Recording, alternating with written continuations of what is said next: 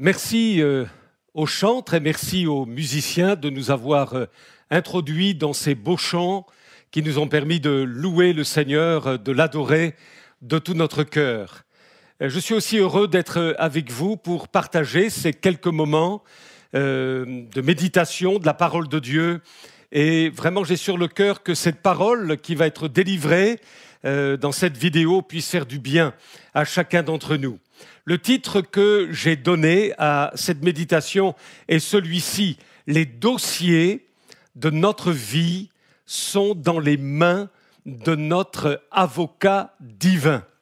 Alors, pour aller plus loin, je vous propose de faire deux lectures.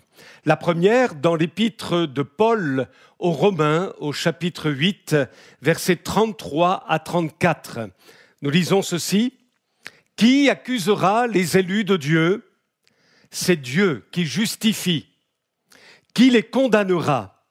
Christ est mort, bien plus, il est ressuscité, il est à la droite de Dieu, et écoutez bien, il intercède pour nous. » Et puis le deuxième texte que je voudrais aussi vous proposer se trouve dans la première épître de Jean, au chapitre 2, verset 1.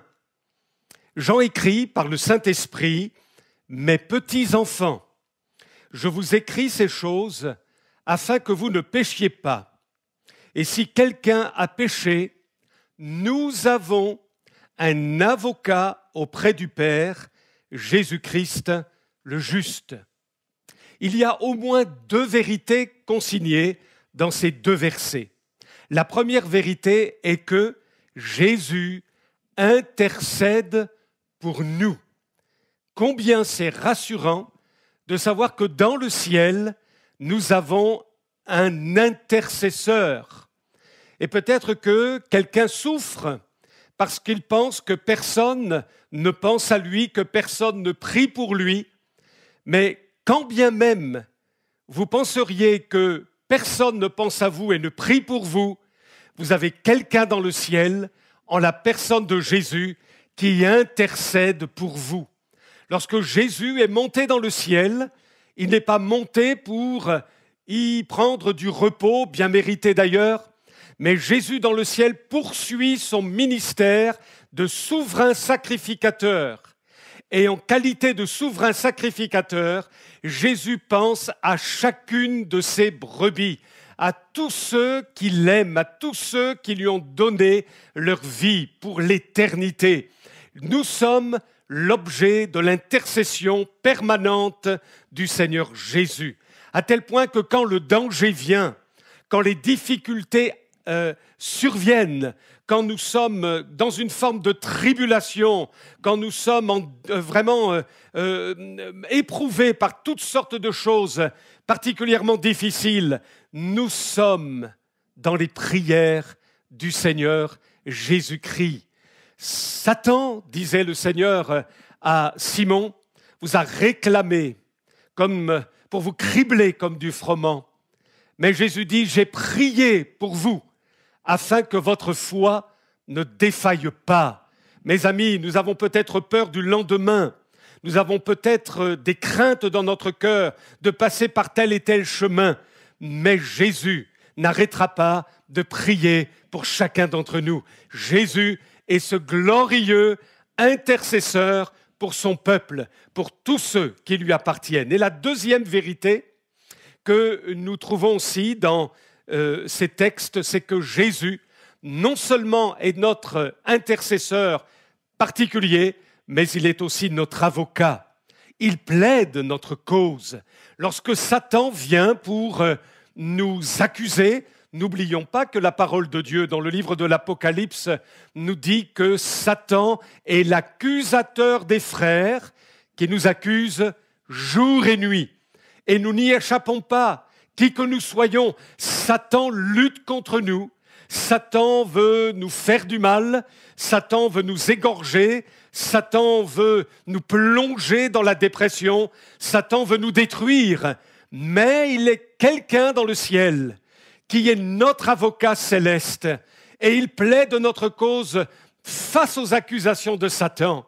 Il plaide notre cause de telle sorte que nous soyons épargnés des attaques du malin et qu'il ne nous touche pas, que le nom du Seigneur soit béni.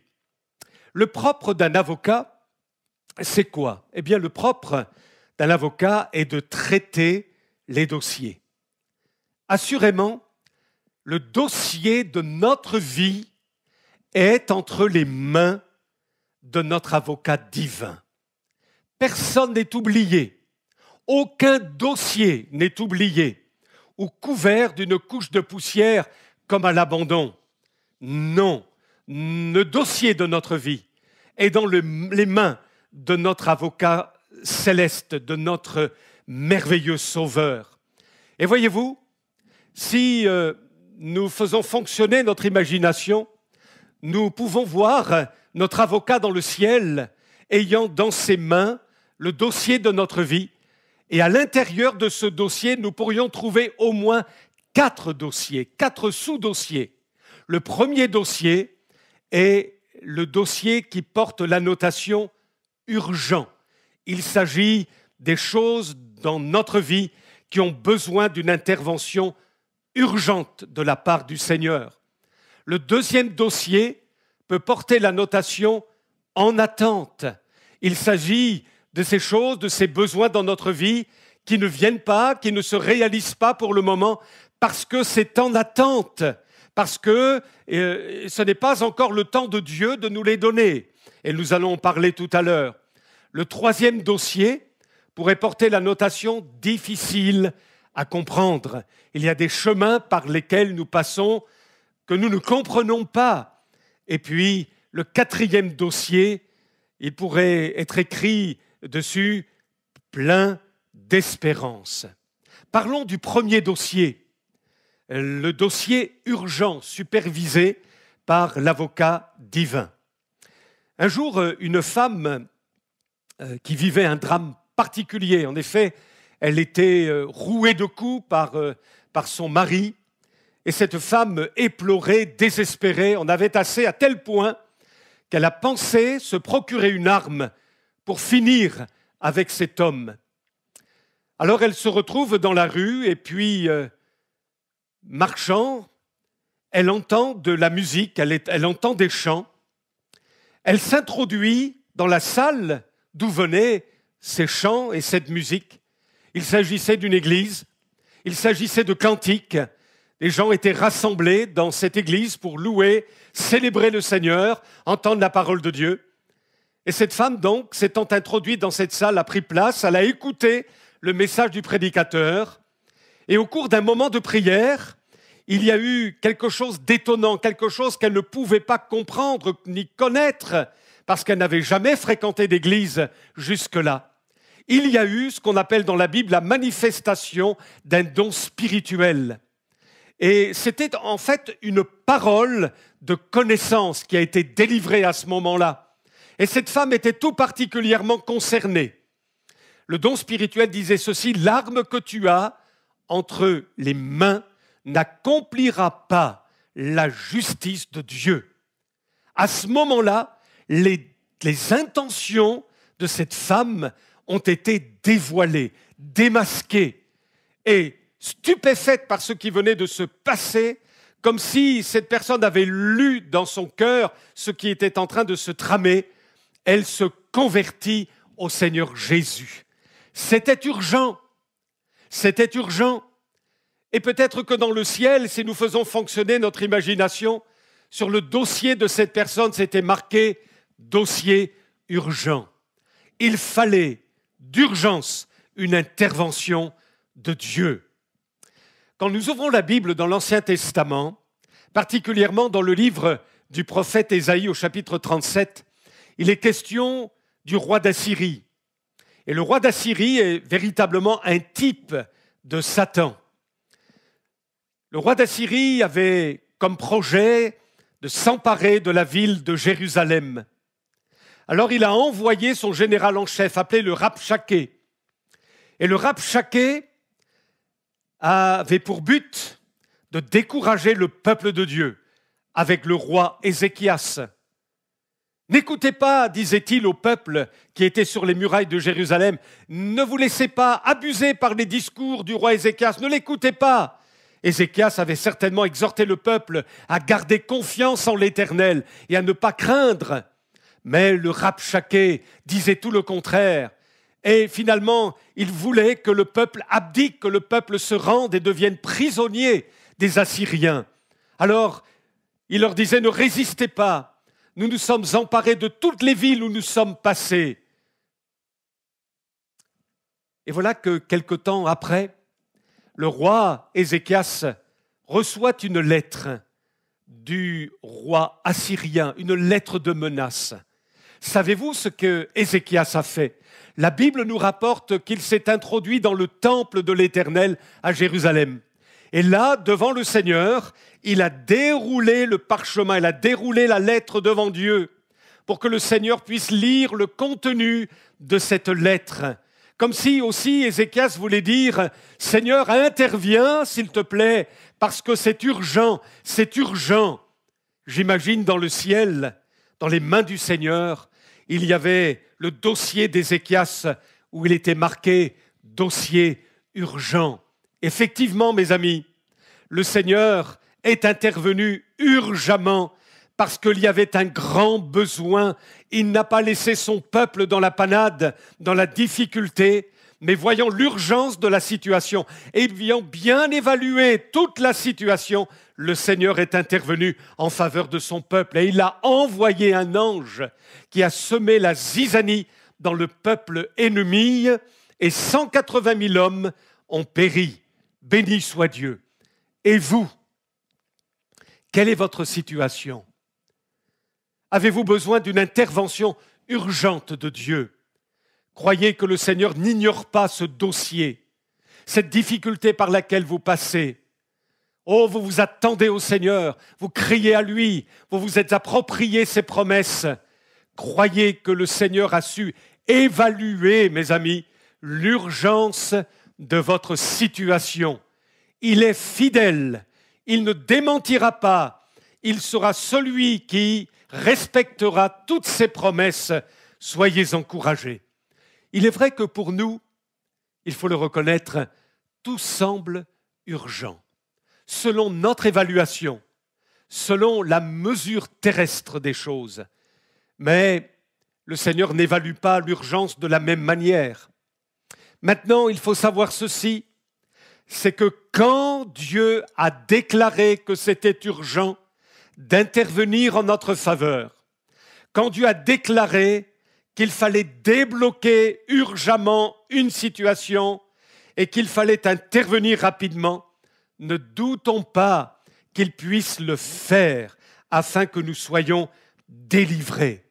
Souvenez-vous de cette femme dont parle Jésus dans une histoire dans l'Évangile selon Luc au chapitre 18. Cette veuve qui frappe à la porte d'un juge déclaré inique. Elle frappe comme pour dire « c'est urgent, fais-moi justice de ma partie adverse, c'est urgent ».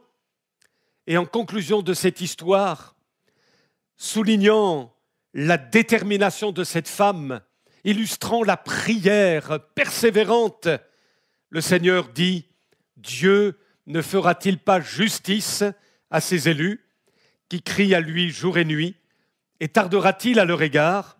Je vous le dis, il leur fera, écoutez bien, promptement justice.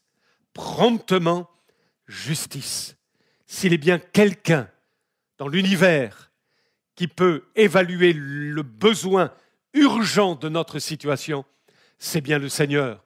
Et nous avons raison. À l'image de cette femme, à l'image de cette veuve dont nous parle Jésus, nous avons raison de frapper à la porte du ciel, à la porte derrière laquelle se trouve Jésus, notre Sauveur merveilleux. Il saura, mes amis, faire promptement justice à celui qui crie à lui jour et nuit dans la foi. Le deuxième dossier, entre les mains de notre avocat céleste, c'est le dossier sur lequel il est marqué « en attente ». Il faut bien comprendre les agissements du Seigneur pour ne pas se laisser décontenancer quand l'exaucement tarde. Il y a sans doute des dossiers nous concernant en attente. Et c'est Dieu qui l'a décidé ainsi. Nous voudrions que l'exaucement vienne instantanément. Nous voudrions que les situations changent, se débloquent sur le coup. Mais ça ne se passe pas toujours comme ça, parce que le Seigneur en décide autrement. Et cela fait écho d'ailleurs au cri des psalmistes qui s'attendaient au Seigneur, à l'intervention urgente du Seigneur en leur faveur ou en faveur du peuple de Dieu. Alors, ces hommes de Dieu ont dit, mais où es-tu, Seigneur? Que fais-tu, Seigneur? Pourquoi te caches-tu, Seigneur? Et le Seigneur pouvait certainement leur dire au fond de leur cœur, il faut attendre mon temps. Il faut que tu attendes. Mais calme-toi, ne crains pas. Je ne t'ai pas abandonné pour autant. Et alors que l'exaucement tarde, je te forme, je te façonne, je te travaille, je modèle ton cœur, je modèle ton caractère pour que tu deviennes un véritable instrument efficace entre mes mains, un vrai serviteur de Dieu, une vraie servante de l'Éternel. Oui, ne te précipite pas, mais sache que je suis là, entendant ta prière, mais pour le moment, je ne t'exauce pas encore, ça viendra dans le temps, mais laisse-toi façonner comme de l'argile entre les mains du potier, cette argile façonnée de droite et de gauche, et ce potier va en tirer un vase magnifique. Nous sommes comme de l'argile façonnée, malaxée par le divin potier. Ça fait mal parfois, c'est pas toujours agréable, c'est assez inconfortable. Et c'est pourquoi le Seigneur nous fait passer de temps à autre par des circonstances difficiles. Mais au travers de ces circonstances, alors que le Seigneur ne nous en délivre pas tout de suite, il nous façonne, il nous travaille, de telle sorte que nous devenions des vases d'honneur à sa gloire. Mes amis, nous ne pouvons pas passer outre le temps de Dieu. Il n'y a pas de raccourci dans la Bible, un peu comme dans un clic sur un ordinateur, vous cliquez sur raccourci, mais dans la Bible, ça ne fonctionne pas comme ça. La vie avec Dieu, ça ne fonctionne pas comme ça. Et peut-être que l'un des plus grands défis que vous et moi, nous ayons à relever dans notre vie spirituelle, c'est le défi d'accomplir ou de nous soumettre à la volonté de Dieu. D'autant plus quand, dans cette volonté de Dieu, le Seigneur nous dit « Attends, attends, ton dossier est en attente, ce n'est pas simple. » Alors, parfois, nous voulons précipiter les choses, nous voulons passer outre le temps de Dieu et on nourrit un espoir. On se dit « Ah ben c'est peut-être ça le plan de Dieu pour moi. » Et puis on réalise que cet espoir, eh bien, il tombe à l'eau. C'est un espoir avorté. Combien, personnellement, ça me fait du bien de relire dans le livre de l'Exode ce récit relatant l'expérience de Moïse, à qui le Seigneur a dit d'aller vers Pharaon pour lui dire « Laisse aller mon peuple ». Et quand Moïse est allé vers Pharaon pour dire « Laisse aller mon peuple », eh bien le Pharaon a endurci son cœur. Il n'a pas du tout fléchi devant l'injonction de Moïse et de l'Éternel. Mais il a dit, je vais alourdir le travail et les conditions de travail et de vie des Israélites, des Hébreux. Alors ils iront chercher leur paille pour les constructions.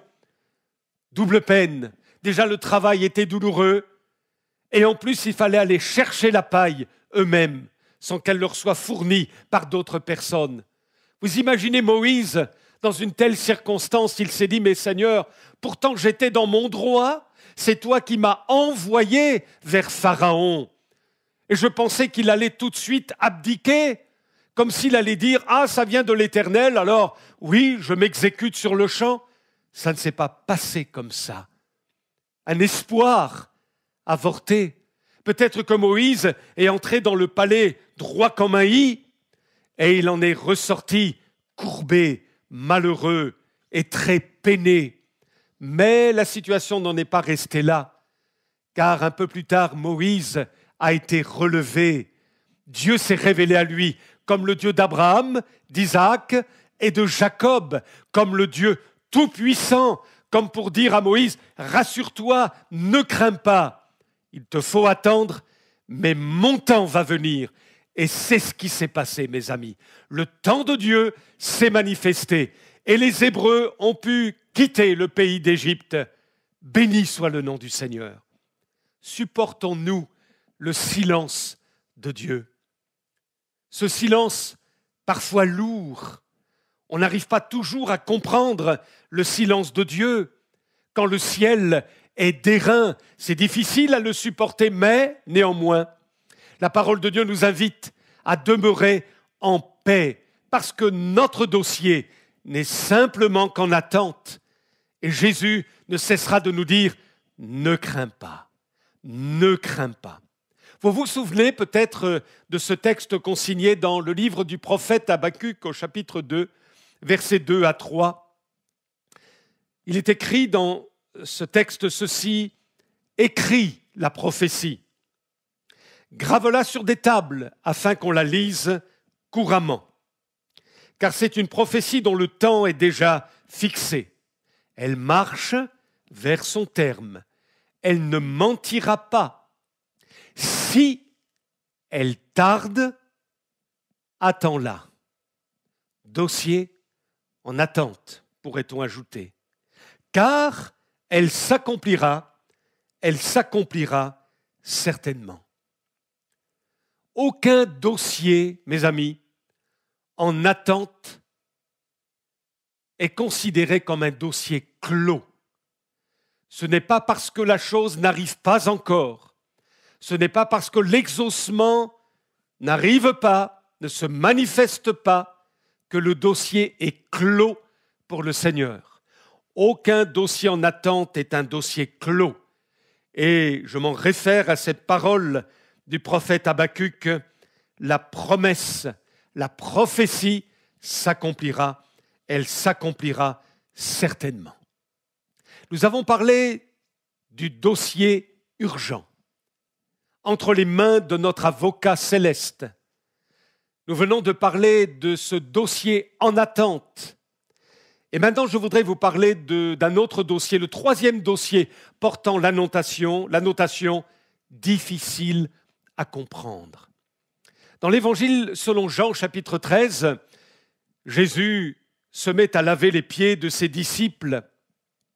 Et voilà que Jésus s'approche de Simon.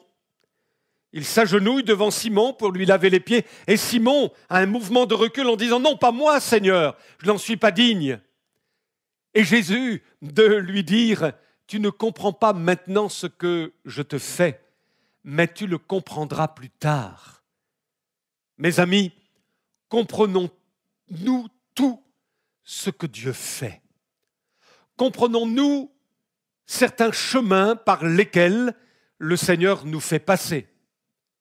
Avons-nous tout compris des choses de notre passé et des choses que nous vivons aujourd'hui, dans notre présent? Pas forcément. Nous n'avons pas explication à tout. Et même qu'il y a bien des choses qui nous paraissent floues. Et sans doute que le Seigneur dit, tu ne comprends pas maintenant ce qui se passe, mais tu le comprendras plus tard. J'entendais, il y a de cela quelque temps, un témoignage d'un chrétien qui disait que, alors qu'il était enfant, alors qu'il était adolescent, il était en plein conflit avec son père. Et c'était un conflit même virulent. Ce garçon a beaucoup souffert. Et cela était visible sur son visage quand il rendait témoignage. Cela le rendait malheureux. Il a donc eu une enfance triste, angoissée. Et puis, les années passant, ce garçon s'est converti. Au fur et à mesure, ce garçon a fait des expériences avec le Seigneur. Et alors qu'il rendait témoignage, il disait « Je n'ai pas toujours compris pourquoi j'ai dû supporter ce conflit avec mon Père? Pourquoi ces incompréhensions? Pourquoi moi? Je suis resté dans le flou pendant des années et des années. Mais aujourd'hui, le Seigneur m'a fait comprendre que si je n'étais pas passé par ce chemin, je n'aurais pas compris véritablement ce qu'était le pardon. Et je peux vous assurer, disait-il, que j'ai pardonné à mon Père. J'ai fait cette expérience. Et puis non seulement j'ai fait l'expérience d'un véritable pardon, mais aussi j'ai compris que je pouvais être délivré de mon passé. Aussi douloureux était-il. Je n'avais plus à m'identifier à mon passé de douleur, de tristesse. Parfois, certaines personnes justifient leur mauvais comportement d'aujourd'hui en invoquant leur passé douloureux. Et ce jeune homme de dire, eh bien, moi j'ai été délivré de mon passé. J'ai été délivré de mes blessures. J'ai été délivré de ces choses qui m'aliénaient pendant tant d'années. Si je n'étais pas passé par tous ces chemins-là, je n'aurais pas fait ce type d'expérience avec Jésus. Je n'aurais pas expérimenté sa guérison, sa délivrance, sa providence, sa grâce. Oui, je peux dire que le Seigneur est véritablement le réparateur des brèches. Ce que je fais maintenant, tu ne le comprends pas, mais tu le comprendras plus tard. Dossier difficile à comprendre. Peut-être qu'en ce moment, vous passez par un chemin difficile à comprendre. Et dans le ciel, l'avocat céleste a dans ses mains votre dossier, difficile à comprendre. Mais un jour, vous comprendrez pourquoi. Il ne vous laissera pas, ce divin avocat, dans le flou, mais il vous donnera une réponse précise qui sera comme un baume pour votre cœur. Rappelez-vous de l'expérience de Joseph. Lui aussi, alors qu'il était au fond de sa prison, pouvait dire « Mais Seigneur, je ne comprends pas. C'est flou tout cela. Pourquoi tu me fais passer par ce chemin, Seigneur? Mais qu'est-ce que ça veut dire? Alors que je pensais être promu à une belle carrière, alors que tu m'avais donné au moins 2 visions, Seigneur. J'ai vu la lune, j'ai vu le soleil, j'ai vu les étoiles se prosterner devant moi. J'ai vu des gerbes se courber devant moi. Oh, certainement que j'étais appelé à devenir un grand homme, mais pourquoi je suis dans une terre étrangère, en Égypte? Pourquoi j'ai été faussement accusé d'avoir abusé d'une femme? Pourquoi je suis ici si maltraité en ce moment dans cette prison? Mais qu'est-ce qui se passe, Seigneur? C'était flou. Dossier difficile à comprendre. Et peut-être que le Seigneur s'est approché de Joseph pour lui parler dans un cœur à cœur et de lui dire, comme il a dit à Simon-Pierre, ce que je fais maintenant, tu ne le comprends pas, mais tu le comprendras plus tard. Effectivement, 13 années après son arrivée en Égypte, Joseph a été élevé au rang de premier ministre par miracle. Il y avait un fil conducteur dans toutes ces circonstances difficiles que Joseph a traversées. Il est devenu un homme important, conformément aux visions que Dieu lui avait données.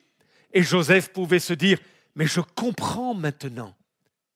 Je n'aurais jamais pu avoir ce poste de premier ministre d'un tel pays si je n'avais pas appris l'humilité dans la difficulté, si je n'avais pas été façonné par le roi des rois, si je n'avais pas été travaillé par l'Esprit de Dieu dans mon cœur. Mais Seigneur, pendant toutes ces années difficiles, tu m'as façonné et tu as fait de moi un homme de Dieu capable de gérer un pays comme celui-là. Oh, béni soit le Seigneur. Combien j'apprécie le texte consigné dans le livre d'Ézéchiel au chapitre 37, vous vous en souvenez sans doute. Si vous ouvrez votre Bible, dans le livre d'Ézéchiel, dans ce chapitre 37, vous verrez qu'il est question d'une vallée d'ossements desséchés. Une multitude d'ossements entassés. C'était un spectacle de désolation. Tout était sec. Et voilà que dans cette vision, dans laquelle Ézéchiel a été introduit par le Seigneur, Le Seigneur lui pose la question suivante. Face à ce spectacle de désolation, ces eaux peuvent-ils revivre, Ézéchiel? Ézéchiel de répondre, mais Seigneur, je ne le sais, mais toi, tu le sais. Ah, quelle belle réponse, mes amis. Moi non, je ne le sais pas. Moi, je ne comprends pas ce que ça signifie. Mais toi, tu le comprends parfaitement, Seigneur. Toi, tu le sais. Quelqu'un a dit à propos de ce texte, quand on a prié avec ardeur pour un objet dont on ne peut douter à vue humaine qu'il soit bon et désirable et susceptible d'être accordé, et que tout à coup on se heurte à l'inexaucement, la foi est décontenancée. Il semble que l'on ne comprenne plus rien à rien, et silencieusement l'âme pleure. C'est le moment de prendre pour soi la parole « je ne sais pas ». Tout est flou, je ne sais pas, mais Dieu le sait. Dire « je ne sais pas », c'est renoncer à marcher par la vue, et comme un enfant qui a senti ses limites, se jeter humblement dans les bras du Père céleste. Dire « Dieu le sait », c'est accepter la marche par la foi et retrouver la paix dans cette triple certitude. Dieu est tout-puissant, Dieu nous aime et Dieu aura le dernier mot en tout. Quel est votre dossier en ce moment quant à votre vie sur terre? Est-ce un dossier marqué urgent, un dossier en attente ou un dossier difficile à comprendre? Peut-être êtes-vous dans le flou actuellement et vous vous dites « je ne comprends pas ».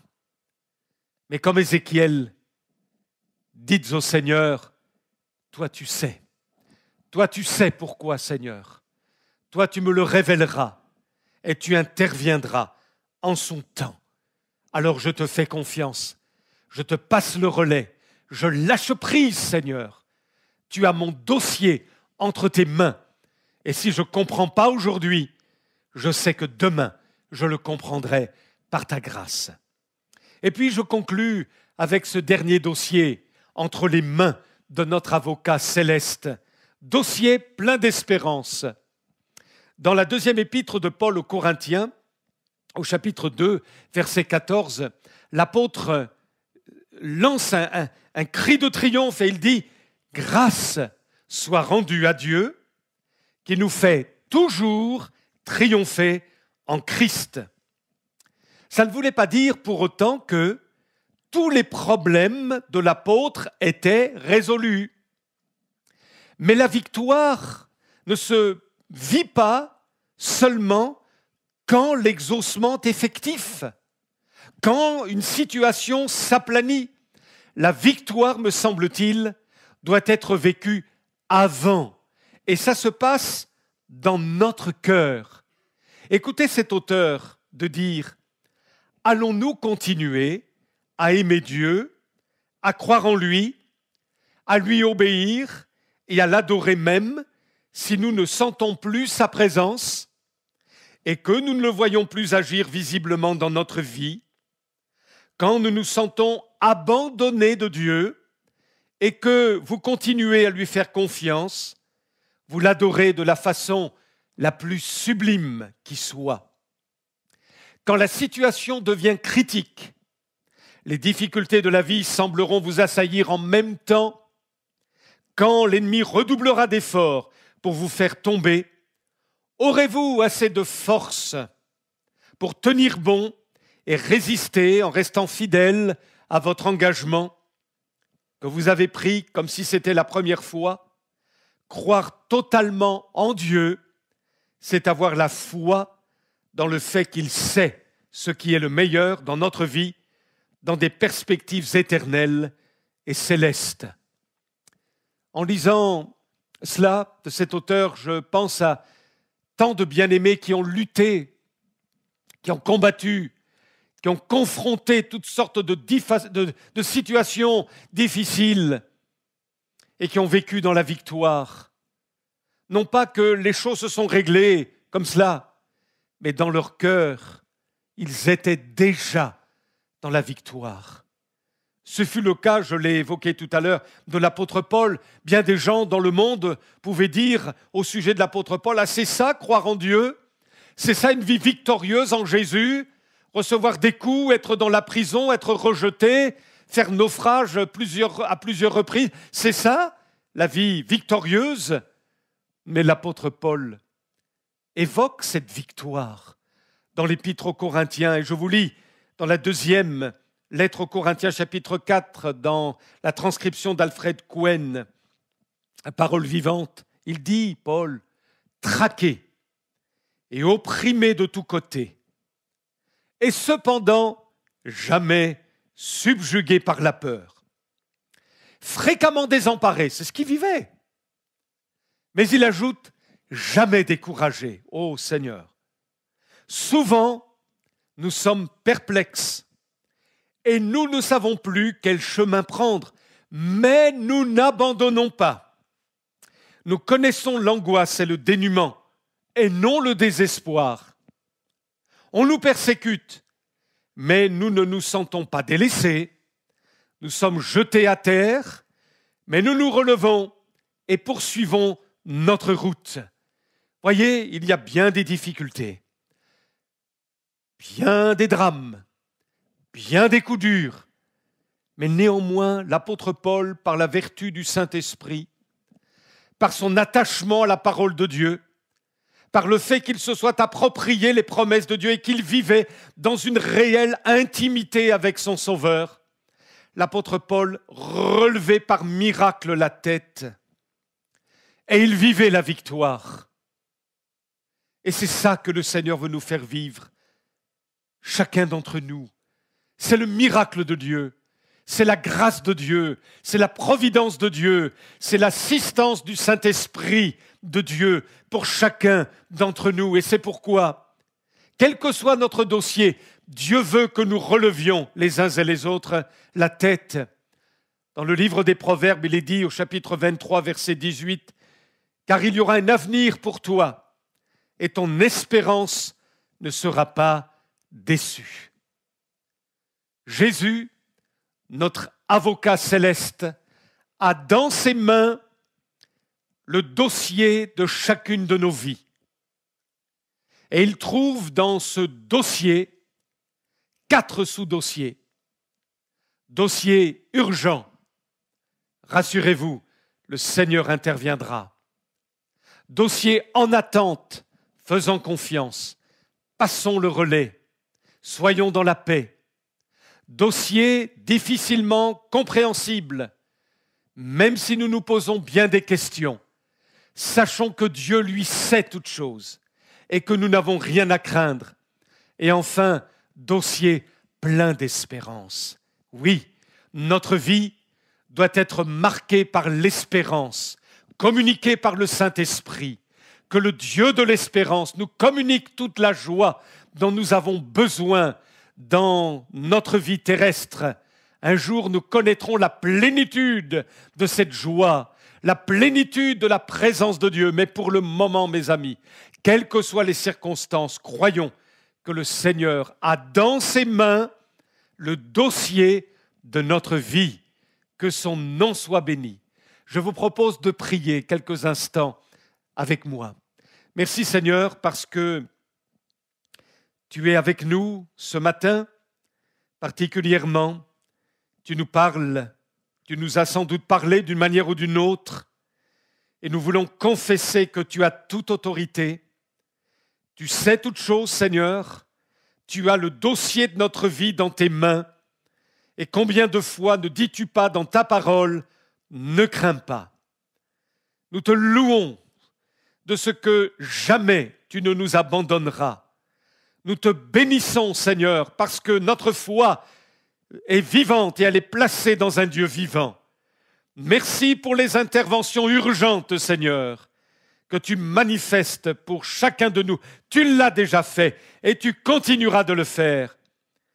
Merci aussi de nous donner la patience dont nous avons besoin quand, alors que nous voulons faire ta volonté, nous devons attendre encore avant le déblocage d'une situation, avant l'exaucement d'une prière que nous t'avons faite. Merci aussi, Seigneur, de déposer ta paix dans notre cœur lorsque nous ne comprenons pas les choses, lorsque tout semble flou.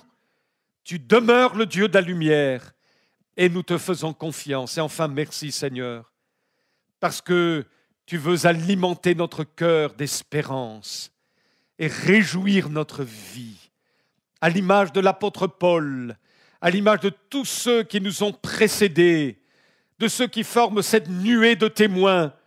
Béni sois-tu parce que tu es celui qui met un baume dans notre cœur.